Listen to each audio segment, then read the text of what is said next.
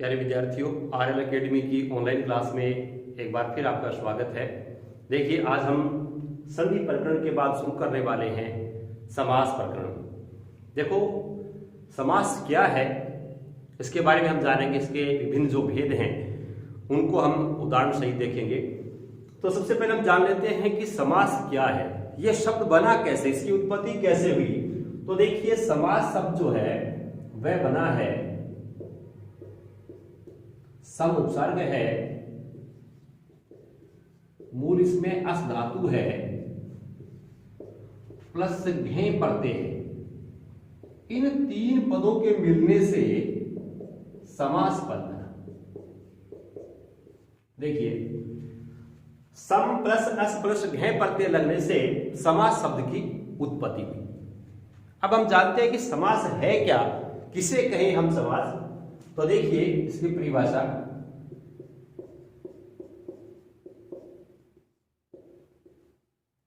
दो या दो से अधिक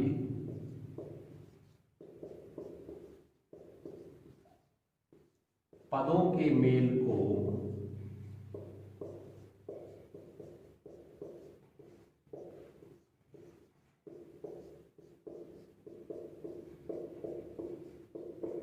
समास कहते हैं।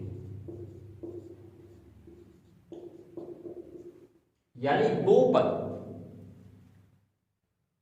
का मतलब क्या हुआ कि कोई भी दो सार्थक पद मिलकर के एक नए पद का निर्माण करते हैं तो ये क्या हो जाता है, समास करना या समास कहलाता है। यानी कोई भी दो सार्थक शब्द अपन लेते हैं, उन दो या दो से अधिक जो भी पद मिलकर के एक नए पद का निर्माण करेंगे तो ये प्रक्रिया कहलाती है समास करना। ठीक है। अब देखिए, जब दो या दो से अधिक पदों के मिलने से एक जो नया पद बन जाता है उसको सामासिक पद कहा जाता है। देखिए कैसे बनता है सामासिक पद। क्या है,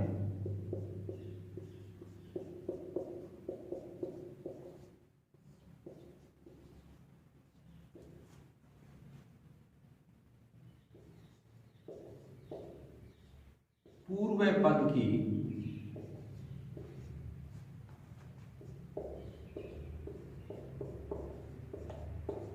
विभक्ति का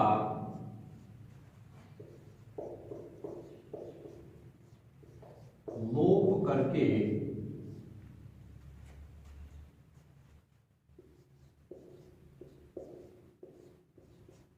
उत्तर पद के साथ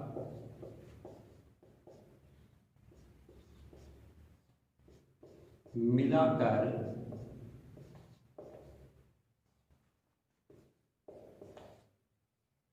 एक संयुक्त पद का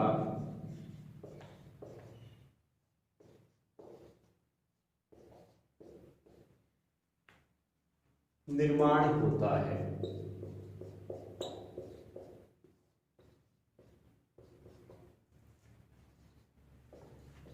इस प्रकार बने संयुक्त पद को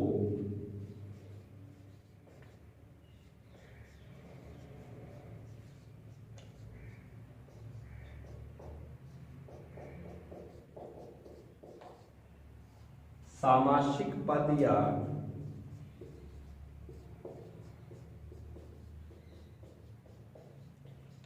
समस्त पद कहा जाता है।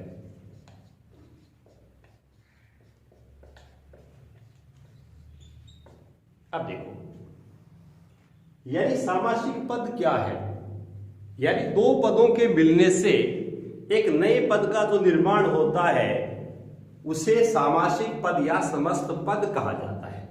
देखो, यहां मैं आपको बता रहा था कि पूर्व पद, किसी भी समास में दो या दो से अधिक पद होते हैं तो पूर्व पद एक भी हो सकता है और एक से ज्यादा भी हो सकते हैं। उन पूर्व पदों की विभक्ति का अपन लोप करें और उत्तर पद यानी जो अंतिम पद होता है उसको उत्तर पद कहा जाता है। तो पूर्व पद की विभक्ति का लोप करके उत्तर पद के साथ मिलाकर एक नए शब्द का निर्माण करते हैं, ये संयुक्त पद सामासिक पद या समस्त पद कहलाता है। जैसे अपने एक उदाहरण देखें।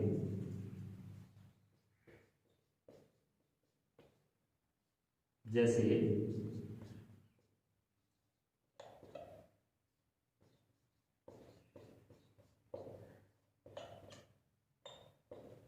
राज्य है, पुरुष है। क्या शब्द है ये? देखिए आपके सामने ये दो शब्द हैं। राज्य ये पूर्व पद है, पुरुष है उत्तर पद है। प्रक्रिया क्या कहती है कि पूर्व पद की विभक्ति का लोप करके, यानी राज्य पद में जो विभक्ति है उसका लोप करके आगे वाले शब्द के साथ मिला करके एक नए पद का यदि हम निर्माण करते हैं, जैसे यहां बना राजपुरुष है, यानी पूर्व पद की विभक्ति हमने हटाई है और आगे जो पद है जिसको हम उत्तर पद कहते हैं उसके साथ मिला करके इस नए शब्द राजपुरुष का निर्माण किया, तो ये पद जो कहलाएगा इसको क्या कहेंगे? सामासिक पद या समस्त पद कहेंगे। ठीक है। यहां पूर्व पद एक से ज्यादा भी हो सकते हैं और जो अंतिम पद है उसको हम क्या कहेंगे? उत्तर पद कहेंगे। इस प्रकार दो या दो से अधिक पदों के मेल से जो नया शब्द सामने आता है उसे हम सामासिक पद या समस्त पद कहते हैं। ठीक है। अब देखो समास विग्रह। देखो समास करना क्या हुआ? दो पदों के मेल को समास कहेंगे। ठीक है। दो पदों को मिलाया हुआ तो हो गया समास। समास करना, मिलकर के जो पद बना वो हुआ समस्त पद। अब इस समस्त पद को तोड़ करके हम पुनः विभक्ति सहित दोनों पदों को हम अलग अलग करते हैं, तो ये प्रक्रिया कहलाती है समास विग्रह। देखिए कैसे होगा।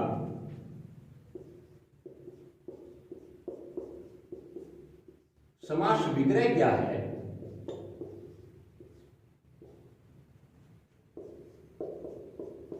सामासिक पद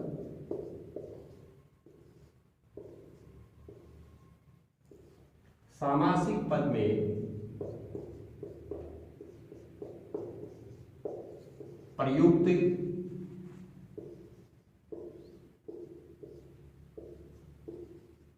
सामासिक पद में प्रयुक्त पूर्व पद को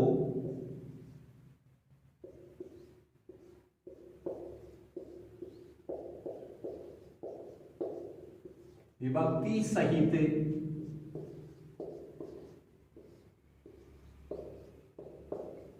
उत्तर पद से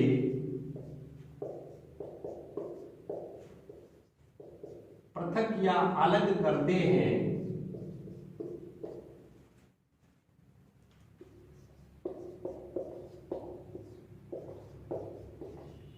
अलग या पृथक करते हैं, तो यह प्रक्रिया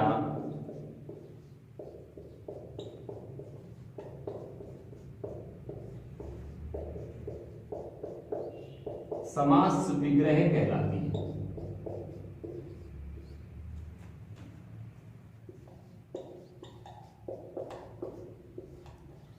अब देखो समास विग्रह क्या हुआ कि जो समस्त पद बना, यानी पूर्व पद की विभक्ति का लोप किया और उत्तर पद के साथ उसको मिलाया, एक समस्त पद या सामासिक पद बना। अब वो जो सामासिक पद है उसमें पूर्व पद को हम विभक्ति सहित उत्तर पद से अलग अलग करते हैं, पृथक पृथक करते हैं, तो ये प्रक्रिया कहलाती है समास विग्रह। जैसे ये शब्द है अपना राजपुरुष है। अब हमें दिखाई दे रहा है कि ये एक समस्त पद या सामासिक पद है। क्यों है? क्योंकि इसमें इधर राज एक शब्द, पुरुष है दूसरा शब्द, यानी पूर्व पद है और उत्तर पद है, यानी दो पदों का संयोजन है यहां, तो निश्चित तौर पे यह सामासिक पद है। अब हम क्या करें? पूर्व पद को विभक्ति सहित उत्तर पद से अलग करने की प्रक्रिया करते हैं। तो यहां पर राजन जो शब्द है उसमें षष्ठी विभक्ति लेते हैं, राज्ञे पुरुष है। जैसे हमने मिलाया था पीछे, यानी पूर्व पद की विभक्ति का लोप किया था और उत्तर पद के साथ इसको जोड़ दिया था, यह समस्त पद बना। अब जो समस्त पद हमारे सामने, इसमें पूर्व पद को विभक्ति सहित क्या करते हैं? उत्तर पद से अलग कर देते हैं। यानी विभक्ति रहित तो होगा तो समास जो विग्रह की जो प्रक्रिया है वो बाधित होगी। तो हमें क्या करना है, पूर्व पद में विभक्ति लेकर के आनी है। ठीक है, पूर्व पद को हम विभक्ति सहित उत्तर पद से अलग करते हैं तो यह प्रक्रिया समास विग्रह कहलाती है। अब देखो कि समास जो है उसके प्रकार या भेद कितने हैं।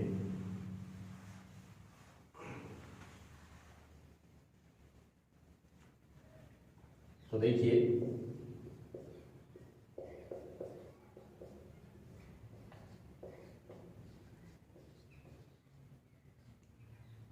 समास के भेद। देखो, समास के 4 भेद ही माने गए हैं, यानी संस्कृत में इसके 4 भेद माने गए हैं और बाकी जो भेद हैं वो तत्पुरुष के पार्ट माने गए हैं। ठीक है, हम यहां पर इसके 6 भेद देखेंगे।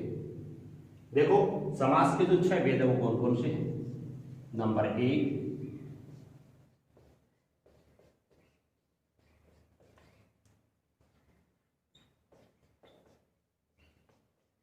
अविभाज्य समास है।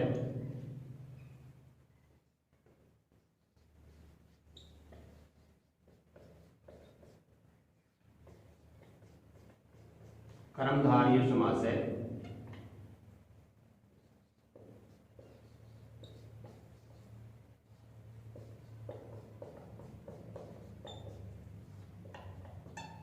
द्विगु समास है।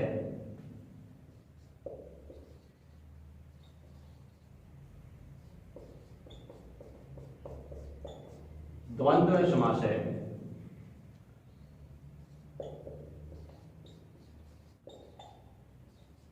तत्पुरुष समास है। और छठा जो पार्ट है देखो नीचे, बहुव्रीहि समास।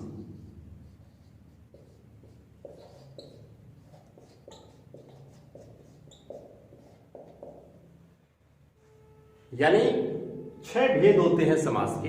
अविभाज्य समास है, कर्मधारय समास है, द्विगु समास है, द्वंद्व समास है, तत्पुरुष है और बहुव्रीहि है। ठीक है, तो मूल रूप से क्या होता है, अविभाज्य समास है और द्विगु समास, तत्पुरुष और बहुव्रीहि। यानी ये जो समास हैं ये जो मुख्य समास कहलाते हैं। अविभाज्य कहलाता है, द्वंद्व कहलाता है, तत्पुरुष और बहुव्रीहि। द्विगु और कर्मधारय जो समास है वो तत्पुरुष के ही पार्ट माने गए। ठीक है, लेकिन यहां हम इसको पूरी तरह जो विस्तार से हम पढ़े तो इसके 6 पार्टों को ध्यान में रखें। अविभाज्य समास, कर्मधारय, द्विगु, द्वंद्व, तत्पुरुष और बहुव्रीहि। ठीक है, तो सबसे पहले हम जान लेते हैं अविभाज्य समास के बारे में।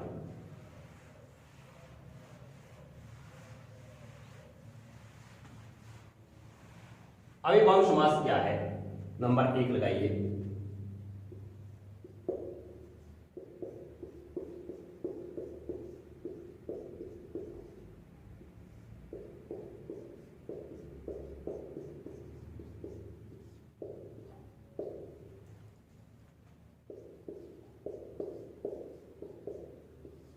जिस समास में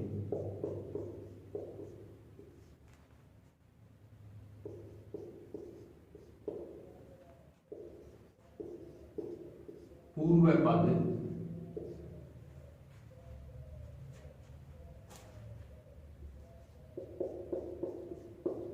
अव्यय तथा उत्तर पद संज्ञा उसे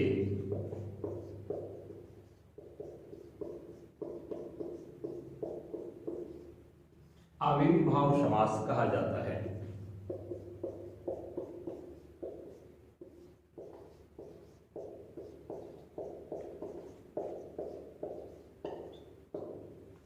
अब देखिए, समास का पहला पार्ट अपन शुरू करते हैं। अविभाज्य समास होता क्या है कि सामासिक पद जो बना या हम जिसका समास करना चाहते हैं या समास विग्रह करना चाहते हैं, एक समस्त पद मान लीजिए जो सामासिक पद है उसमें पूर्व पद क्या हो, अव्यय हो, और द्वितीय पद या उत्तर पद जो है वह कोई संज्ञा हो। इन दोनों के मिलने से अविभाज्य समास बन जाता है। ठीक है, जैसे उदाहरण दें अपन,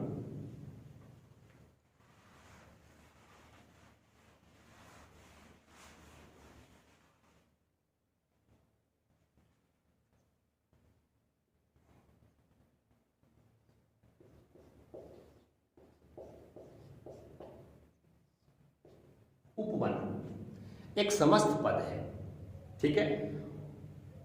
तो यहां पर आप देख रहे हैं कि पूर्व पद और उत्तर पद दोनों मौजूद हैं, तो यह सामासिक पद हुआ। यहां पर आप देख रहे हैं कि ये जो वन है, वन एक क्या है, संज्ञा है। उप एक उपसर्ग है। संस्कृत के जो 22 उपसर्ग हैं वो सारे के सारे अव्यय भी हैं, क्योंकि वो बिना किसी परिवर्तन के किसी शब्द के साथ जुड़ते हैं। इसमें किसी प्रकार का परिवर्तन नहीं होता। प्रत्यय में परिवर्तन संभव है लेकिन उपसर्ग में परिवर्तन नहीं होता, इसलिए ये अव्यय भी कहलाते हैं। तो यहां आप देख रहे हैं कि उपवनम, उप क्या है, अव्यय है, और वन क्या है, संज्ञा है। अब आपके समझ में आ गया होगा कि ये अविभाज्य समास का उदाहरण क्यों है, ठीक है। अविभाज्य समास का उदाहरण इसलिए है क्योंकि इसमें पूर्व पद अव्यय है और दूसरा पद कोई संज्ञा है। अब देखो, जब हम इसका विग्रह करेंगे तो हमें विभक्ति का प्रयोग करना होगा। तो उप शब्द का जो अर्थ है वो इसके साथ हमें लेना होगा। क्या लेना होगा? यानी उप शब्द जो है उसका जो अर्थ है, उप का मतलब पास, निकट या नजदीक होता है। तो यहां पर इसका वन जो शब्द है उसमें विभक्ति देंगे हम, वन से। उप का मतलब होता है समीप या पास।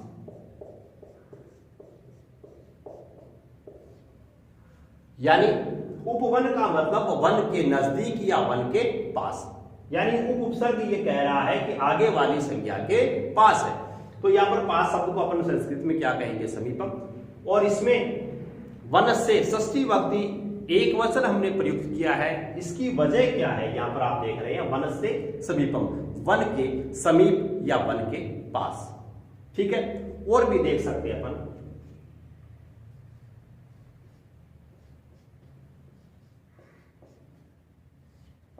जैसे उपग्रहम। तो एक बार फिर आप देख रहे हैं इसमें उपग्रहम का मतलब क्या हुआ, उप का मतलब नजदीक, ग्रह का मतलब नक्षत्र, ग्रह है। तो क्या बन जाएगा इसका, ग्रह से समीपम।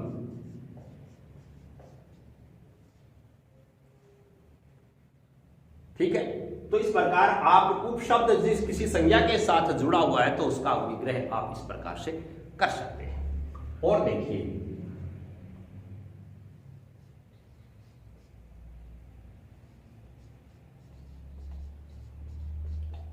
यथाशक्ति, यानी यथा शब्द अव्यय है, शक्ति शब्द संज्ञा है यानी भाववाचक संज्ञा है। तो इसका विग्रह अपन कैसे करें,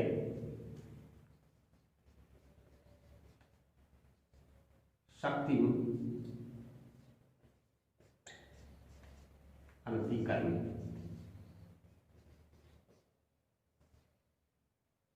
यानी इसका विग्रह इस रूप में हमें करना है। यानी शक्ति के अनुसार, अंतिकर्मी का मतलब हुआ अनुसार, यथा का मतलब भी क्या होता है, अनुसार, यानी शक्ति के अनुसार। और देखिए, जैसे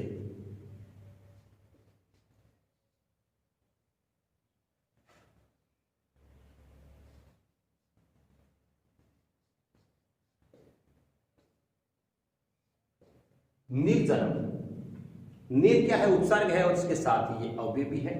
आगे जन्म शब्द क्या है, संज्ञा है। तो क्या बन जाएगा, या निर्जन, निर का मतलब अभाव या कमी से होता है, जन का मतलब मनुष्य, जहां लोगों का अभाव या कमी हो तो उसको क्या कहें अपन, निर्जन स्थान। तो इसका विग्रह कैसे करेंगे, आगे वाले पद में षष्ठी विभक्ति का प्रयोग करना होगा हमें, बनेगा जना नाम अभाव, यानी लोगों का अभाव।